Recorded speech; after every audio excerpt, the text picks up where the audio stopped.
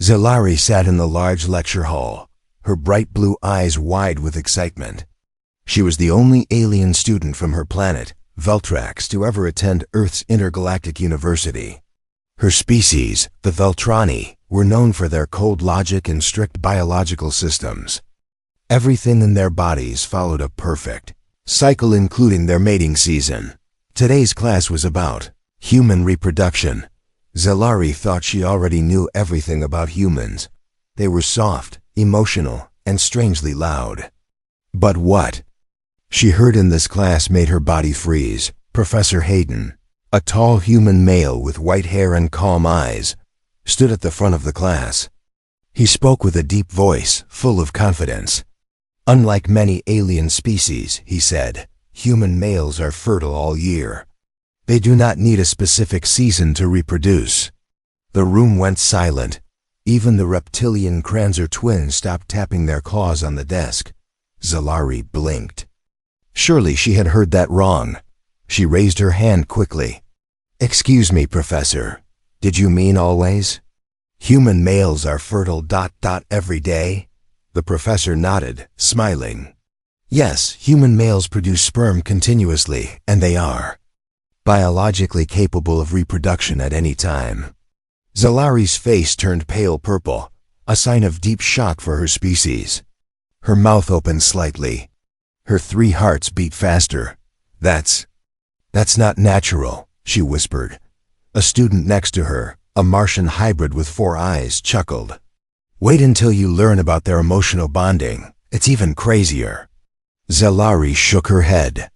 On Veltrax, males only became fertile once every 3 cycles. They were calm, patient, and not driven by constant hormones. The idea of a species that was always ready to mate sounded impossible and dangerous. "Is it because of their planet's rotation?" Zalari asked, trying to stay logical. Professor Hayden shook his head. "No, it's purely biological. Human males evolved this way for survival. Their fertility is not linked to environment or season." Zalari's mind spun. She quickly started typing on her datapad. Her fingers trembled slightly. This could not be real. As the lecture continued, diagrams of the human body appeared on the screen.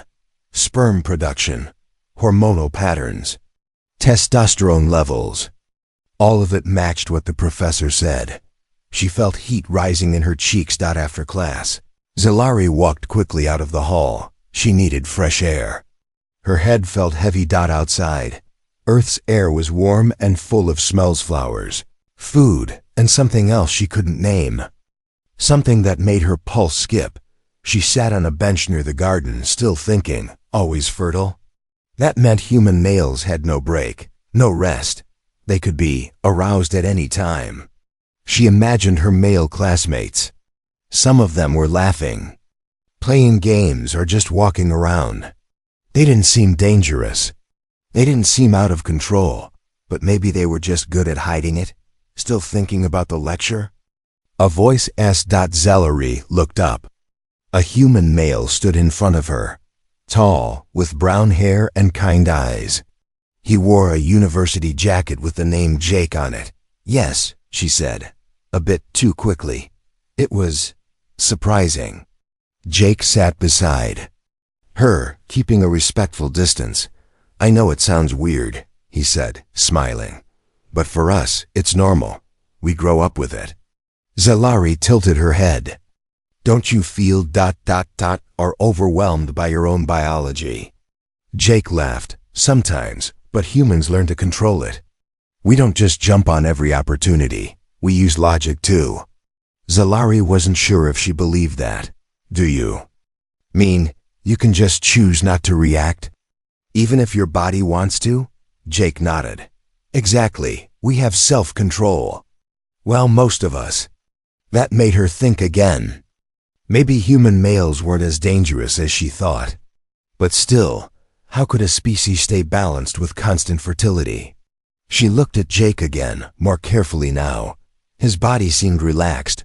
His voice was soft. But she could sense the energy inside him. It wasn't wild or scary. It was alive. Always active, always ready. Would you like to know more? Jake asked. I can share some books or videos. Or you could study me directly. Zalari blinked. Study you?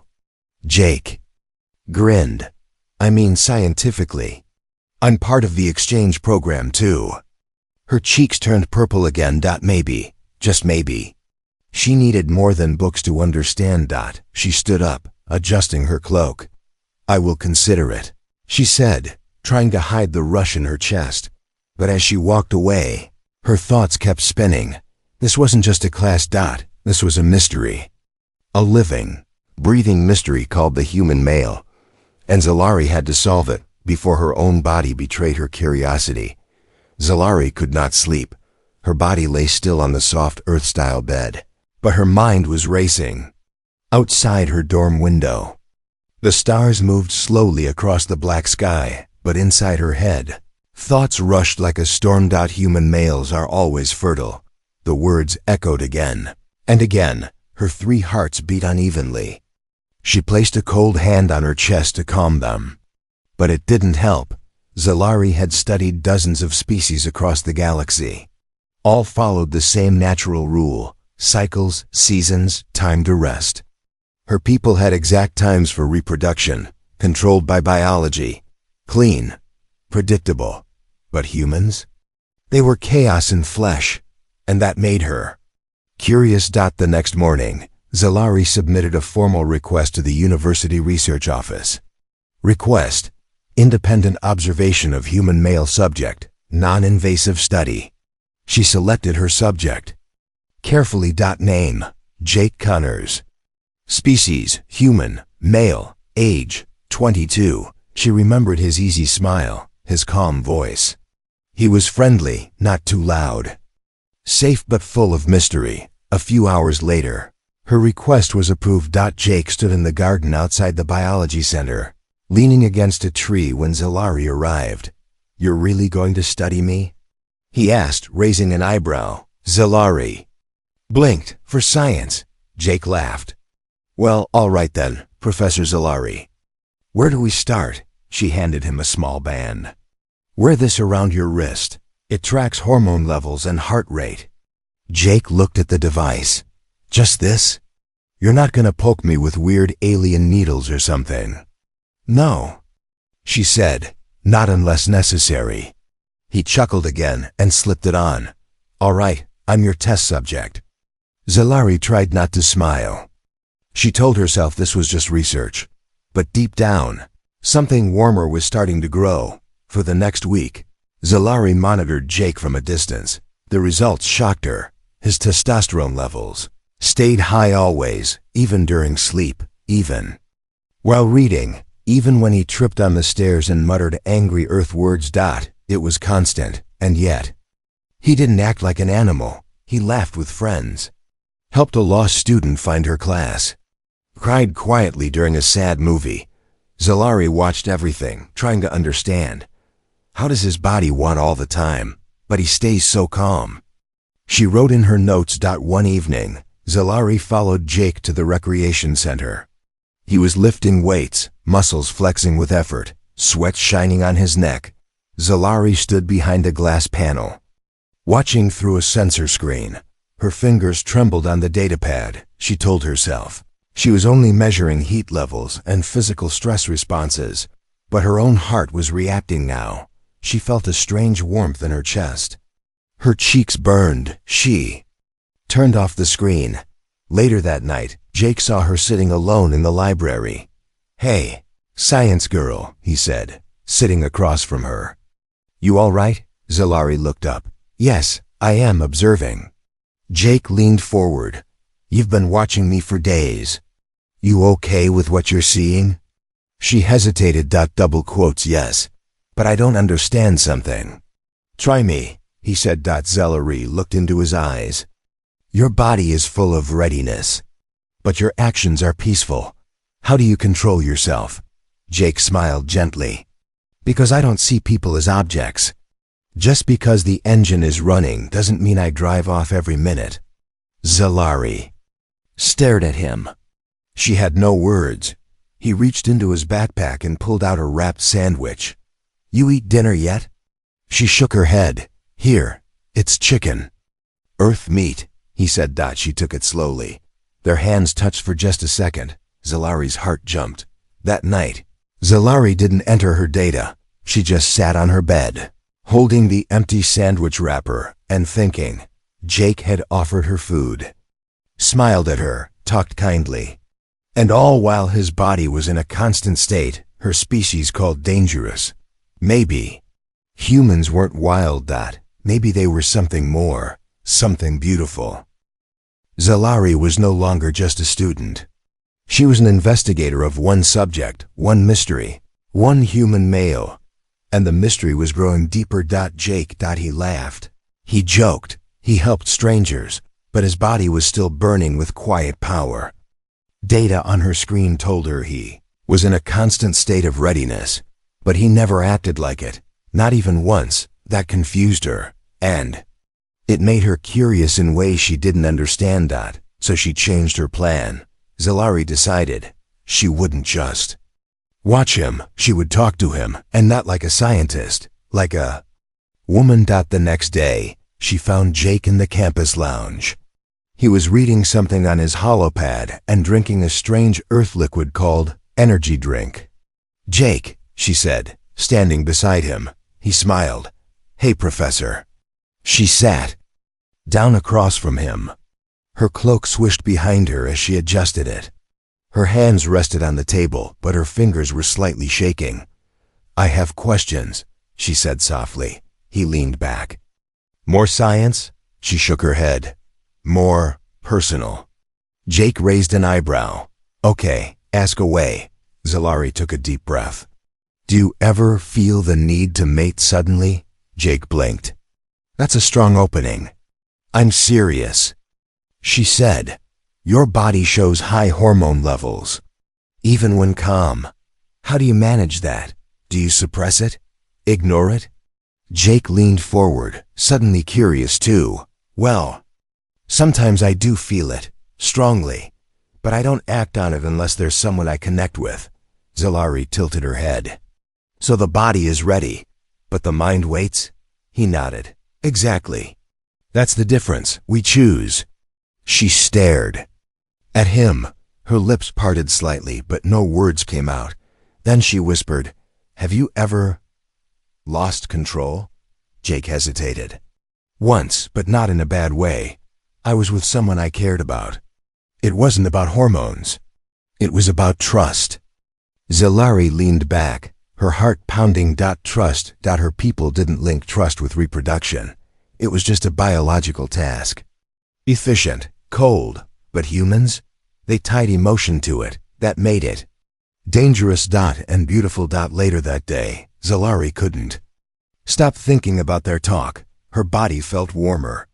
Her thoughts scattered like stardust. She stood in front of her mirror, looking at herself. Smooth purple skin, silver eyes, slim frame, not like Earth women. Would Jake ever look at her that way? She shook the thought from her head.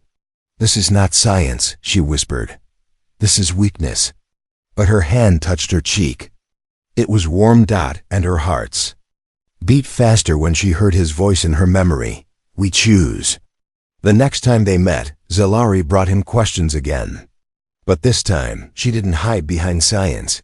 "Do human males enjoy touch?" she asked. Jake almost choked on his drink. "Touch? Like hugs? Or you mean touch? Zalari blushed. "Both." Jake laughed, then grew serious. "Yes, but again, it depends on who's touching, and why." She leaned in. "What if the touch is curious?" He leaned closer too. "Then it better be careful. Because curiosity can turn into something more." The air between them became still. Zalari's eyes dropped to Jake's lips, then quickly looked away. "I think I'm beginning to understand," she whispered. Jake smiled. "Or maybe you're just beginning." That night, Zalari recorded no data. Instead, she lay on her bed, hand on her chest, remembering the way Jake had looked at her. Not like a test subject, not like a friend, but like someone he chose to listen to, and maybe someday, someone he might want. Her body felt strange alive, in new ways. The scientist inside her was terrified, but the woman inside her wanted to know more. Zalari had made a mistake. She had crossed a line, and now she couldn't turn back.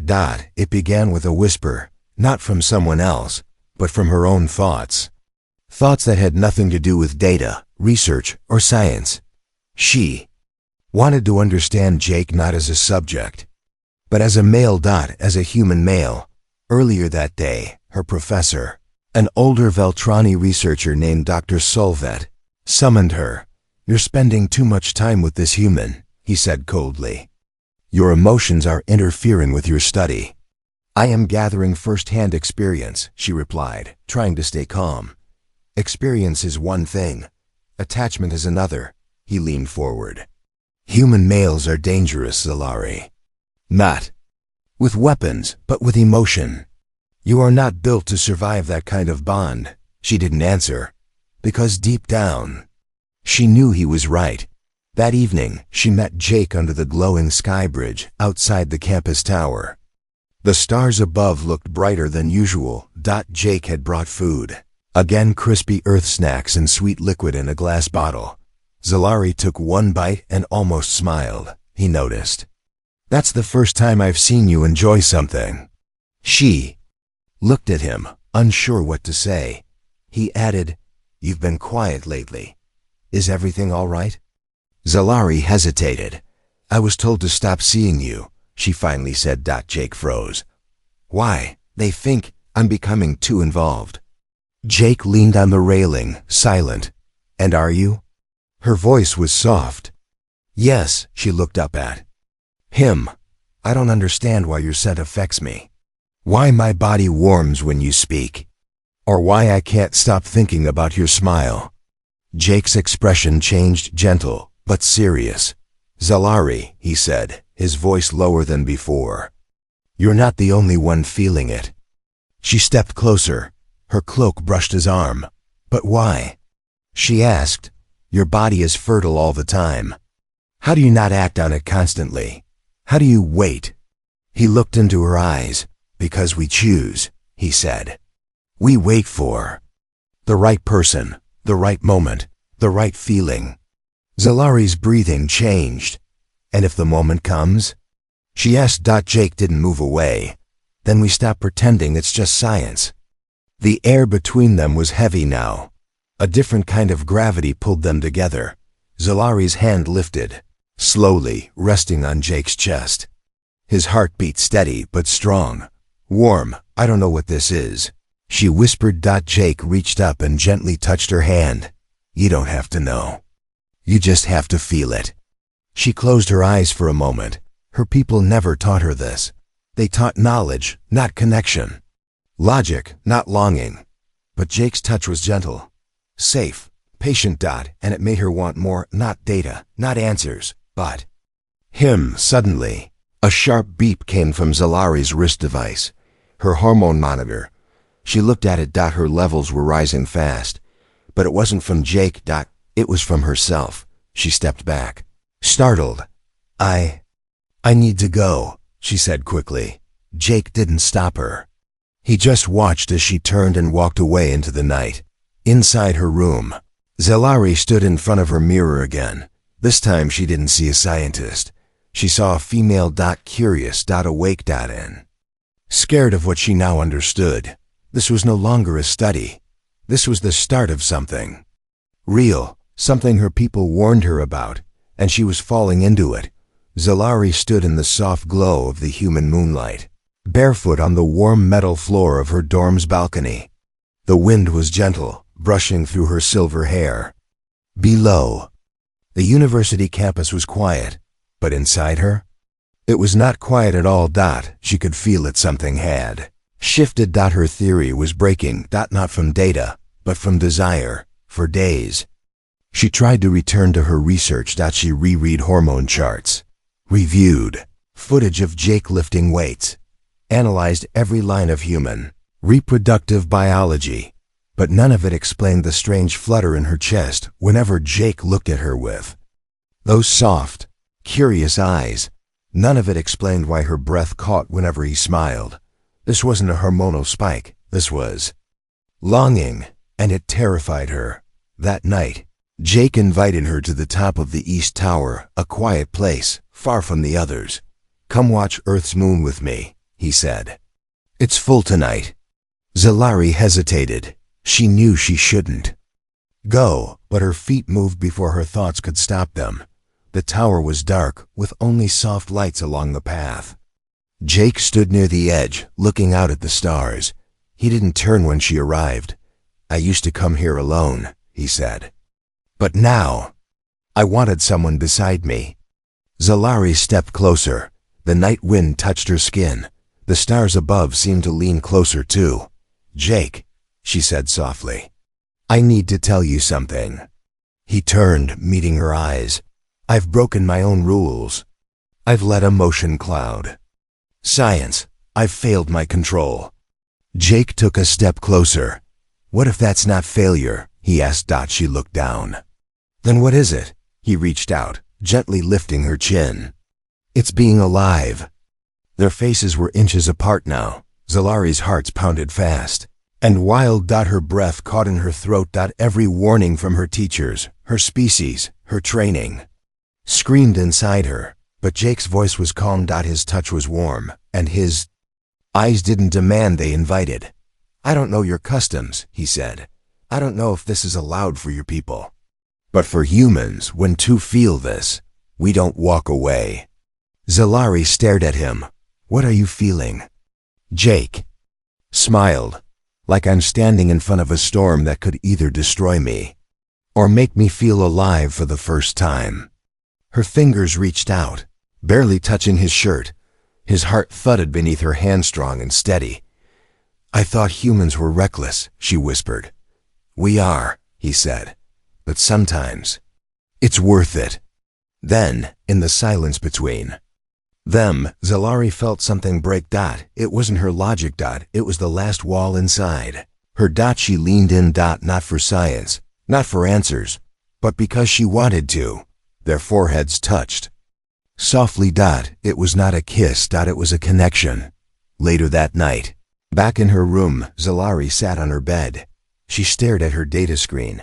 Her levels were still rising, but this time, she didn't enter the numbers. She just whispered to herself, "This isn't a study anymore." She placed a hand on her chest, where her hearts beat together. Her theory had shattered. And from the broken pieces, something new was growing, something no formula could explain. Zalari's secret didn't stay secret for long. The Voltrani were watchers. They saw everything, even across space. And when Zalari uploaded her final field notes to the interstellar database, she didn't realize who else was watching. Not just fellow students, not just curious scholars, but her superiors and her family.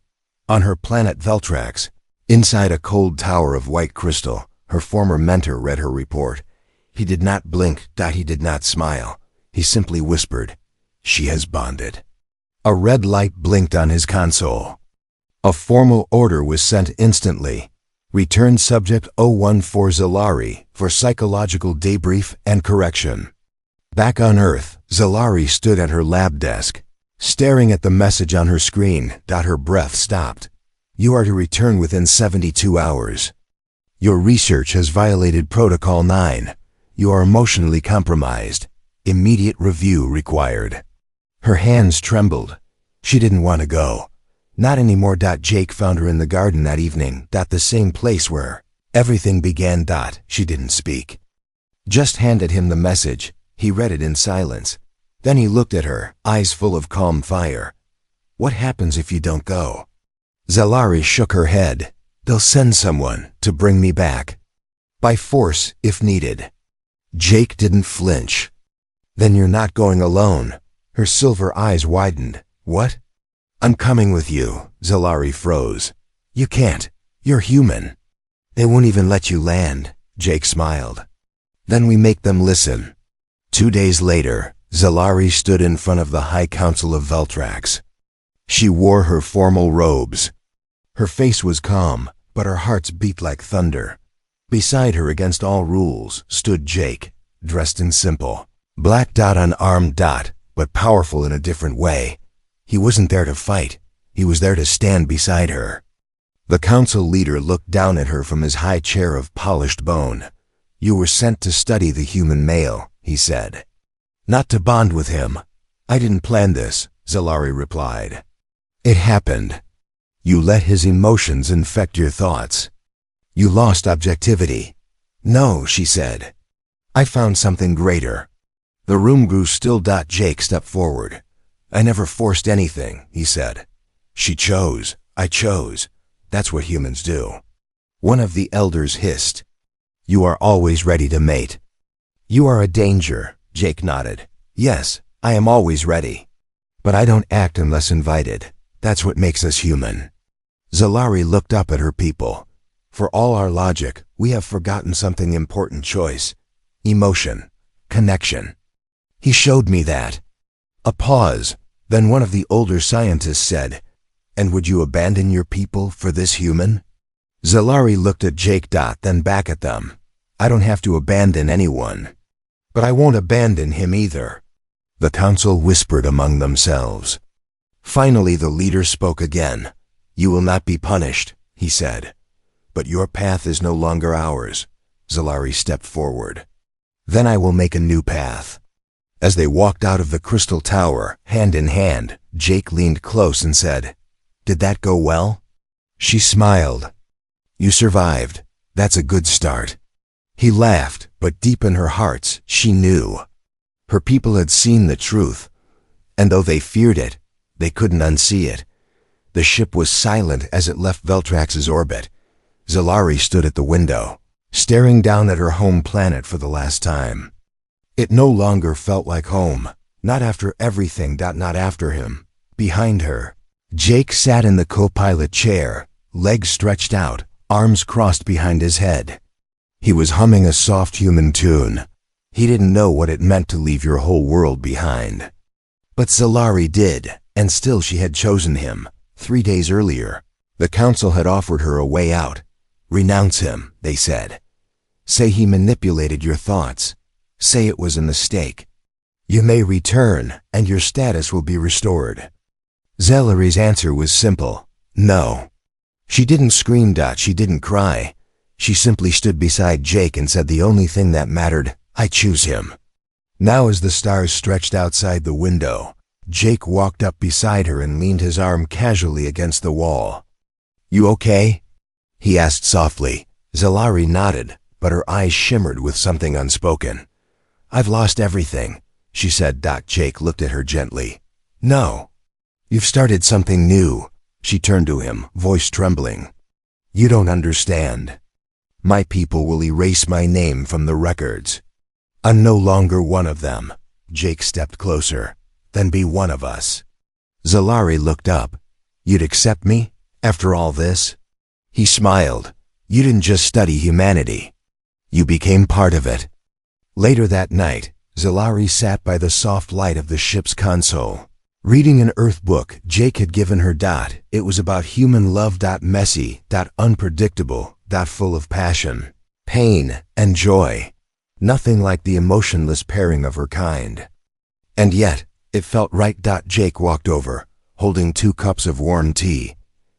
"Peace offering," he said. "For what?" she asked. "For making your life crazy." She accepted the tea. "It's not crazy, it's alive." They sat in silence. Then, out of nowhere, Jake said quietly, "You know, I used to think no one would ever really understand me, not deeply." Zalari turned to him. "I understand more than you know," she whispered. "I feel what you feel, even when I don't have the words." Jake took her hand. And this time, she didn't pull away. The stars outside watched silently as 2 very different beings leaned into each other, not as scientist and subject, not as alien and human, but as 2 souls that found something impossible in each other. Real connection. Months later, on a small green moon orbiting a neutral planet, They built a home far from VEL, tracks far from Earth. But close to each other, Zilari planted strange glowing flowers that reminded her of her old world. Jake added, earth trees and a chair that creaked when he sat. Sometimes they laughed, sometimes they argued, sometimes they just held each other in silence. But every day, Zilari woke up, looked into his eyes and thought, I made the right choice. Back on Veltrax, whispers spread. Some called her a traitor, others, a fool. But a few young students secretly downloaded her research. They read her words again and again. Human males are fertile all the time, but choose to love, not just mate. And deep inside the system, her story lived on not as failure, but as the first spark of something new.